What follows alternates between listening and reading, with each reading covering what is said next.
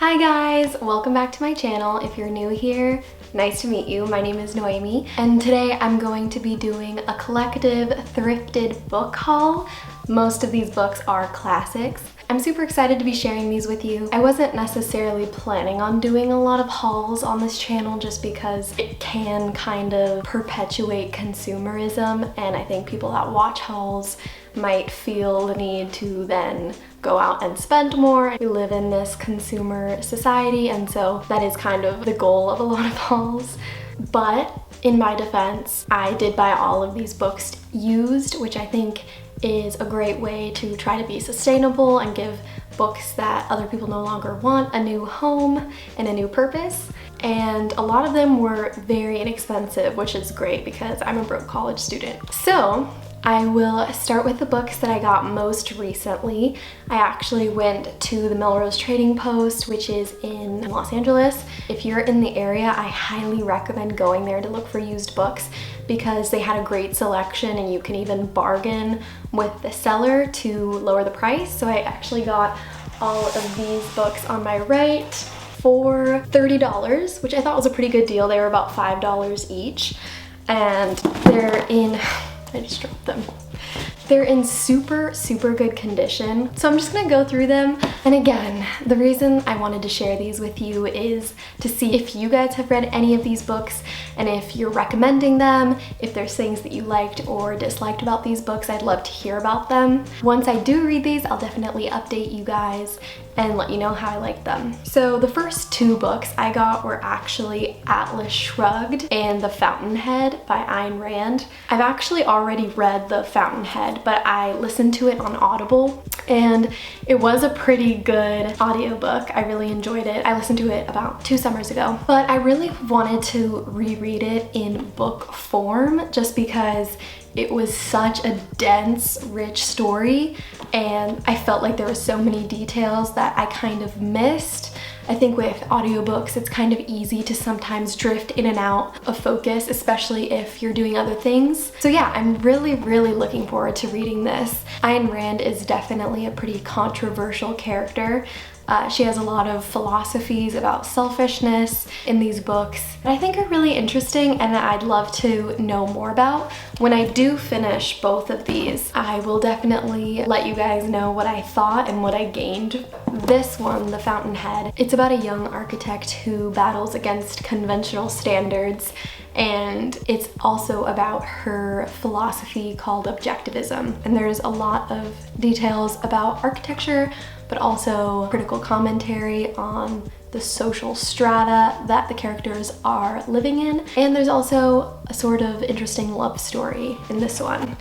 I can't really speak as much to Atlas Shrugged. I read that Rand considered it her magnum opus, and I'm really curious to get her political opinions through this book because when I first read The Fountainhead, I wasn't really looking for that. I was reading it as purely a piece of literature. Through just becoming more aware of politics in the last couple of years, I'm super interested to see what her take is.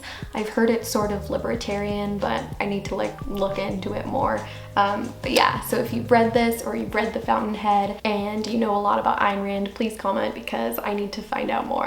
I'm gonna do more research. Next up, we have A Tree Grows in Brooklyn. Actually, one of the girls in my writing workshop that I go to every week recommended this to me because in my own writing, I'm working on a longer project that is a family story, a sort of family history, and she told me that this was one of her favorite books. I know for a lot of people this was like a recommended reading in high school, but I've never read it. Yeah, so apparently this book is semi-autobiographical, which I think is such a fascinating way to take on a piece of literary work. A lot of fiction is grounded in reality, obviously, but I like the sort of distortion of lines between reality and fiction when it is like semi-autobiographical.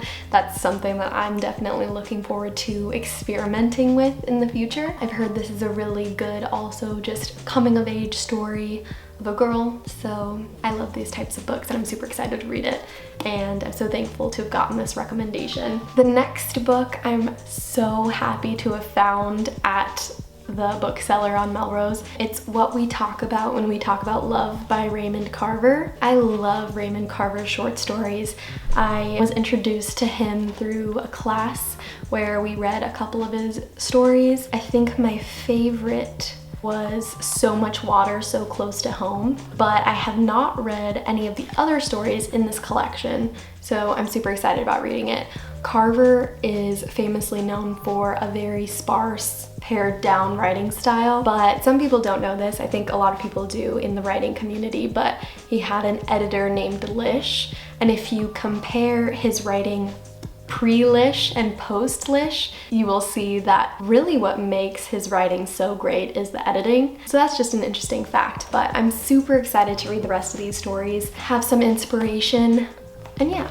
I think his writing oftentimes gets to the root of the moral condition in a way similar to Murakami's writing, which I think is really cool. So super excited to read this one. I feel like that's all I'm saying in this. I'm super excited to read it. Speaking of Murakami, next up I have The Wind-Up Bird Chronicle. I'm just really thrilled to be diving into one of his longer works, since if you guys have seen my last video, I talk about how I read his short stories a lot, but I've never read any of his novels. All I really know is that it takes place in Japan. It has to do with a disintegrating marriage, and that there's something to do with World War II secrets. But honestly, I generally don't pick up books for the plot line. I just hear about authors and I really want to see what their work is like. If I have already read an author in one form, I try to read them in another form too if I enjoy their writing. I think I just am reading from a writer's perspective as opposed to just reading for fun a lot of the times, and I'm looking for things that I can sort of steal and appropriate into my own writing. Not ideas, but as far as just style, craft. I always look for things that I can use because I feel like there's so much to learn from published authors. So I'm pumped. This one's huge, so that's intimidating a little bit. Okay, so this one is by David Sedaris, Me Talk Pretty One Day.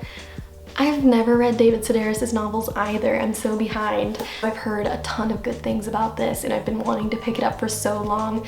My dad recommended David Sedaris to me I don't know how many years ago, and I have still yet to read him. From what I've heard of him and listening to podcasts where he's been interviewed, he has an amazing sense of humor, and already from the title I can tell that I'm going to enjoy it. So this is actually a collection of his humorous essays inspired by his own life. His take on his family and their dynamic is going to be super interesting. Let me know if you guys have read him and if you enjoy him. And that goes for any of the books on this list. Last but not least, from this section we have Anna Karenina by Tolstoy. Wow, this is a giant book.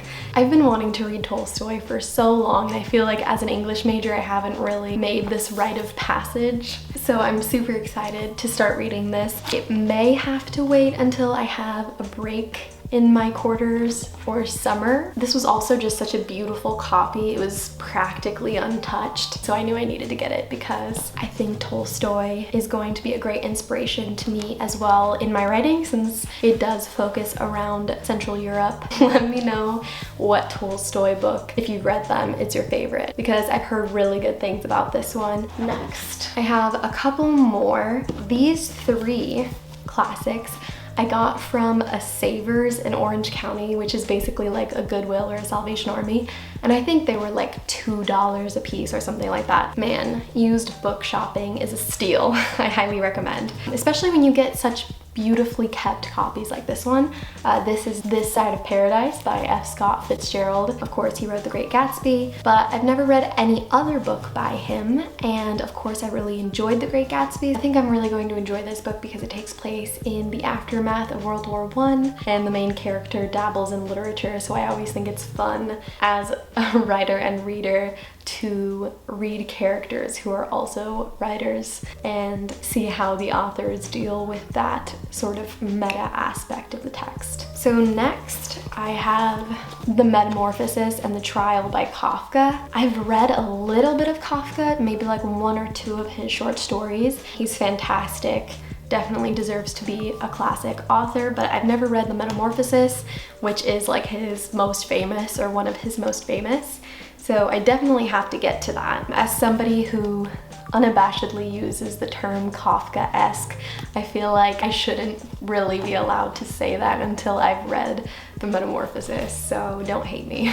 But I'm gonna get on this soon. And then I also have here The Odyssey by Homer, which again is a lot of times a required read for high schoolers, and somehow I never read it, but I think Greek mythology is so fascinating. As a tween, I read the Percy Jackson series and I loved it, and that has caused me to love Greek mythology ever since. So I can't believe it's taken me this long to pick this one up, but I'm definitely looking forward to reading this. With a lot of these, I feel like I don't even really need to give a plot summary because they're classics. You guys in the book world probably know what books like The Odyssey are about. But this one, my last book in this haul, I actually got from Powell's, the best bookstore in the world, back when I was visiting home in Portland, Oregon. If you're ever in Portland, I highly, highly recommend Powell's City of Books. It's fantastic. It is The Unbearable Lightness of Being by Milan Kundera, and I've heard so many good critiques about this book. The author was of French and Czech origin. It's about 2 women, 2 men, and a dog, and it takes place in the 1968 Czech spring, which is a very important year in European history. And I think that's super fascinating because the project that I'm working on, one of the short stories also takes place in that year.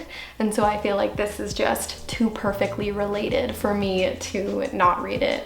And I'm really excited to get Kundera's take on that historical period. As always, thank you guys so much for watching. I appreciate every single one of you. And if you enjoyed this content and you'd like to see more, then please consider subscribing. Hope you have a great rest of your day.